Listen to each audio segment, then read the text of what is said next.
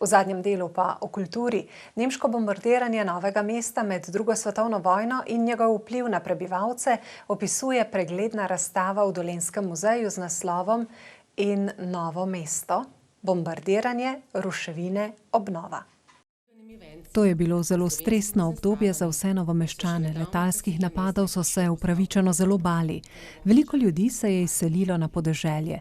V drugi svetovni vojni je Novo mesto in bližnjo okolico nemško, zavezniško in partizansko letalstvo bombardiralo, obstreljevalo in raketiralo vsaj 17-krat. Nemški letalski napadi prvi se je zgodil 11. aprila 1941, potem 2 leti je bil nekako, bi lahko rekli, mir pred napadi. Letala so sicer preletavala mesto, potem pa 2 huda letalska bombna napada, in sicer 14. septembra 1943 in pa 3. oktobra.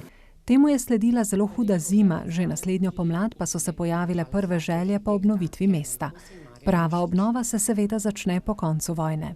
Prvi načrt za ta obnovitveni načrt, regulacijski načrt, je pripravil že spomladi 1944. leta arhitekt Božidar Gvardjančič, ampak potem ob koncu vojne ni bil sprejet, bil je zelo radikalen, podirale naj bi se rušile tudi hiše, ki bi jih lahko obnovili, in bi dejansko bilo zelo ogroženo to srednjeveško Novo mesto. Temu so nasprotovali konservatorska stroka in predvsem arhitekt Marjan Mušič, ki je v začetku 50. let vodil pravo obnovo mesta. Na tej zgodovinski razstavi se osredotočajo na samo mesto, ulice in stavbe ter izpostavljajo lokacije, kjer so bili napadi najhujši.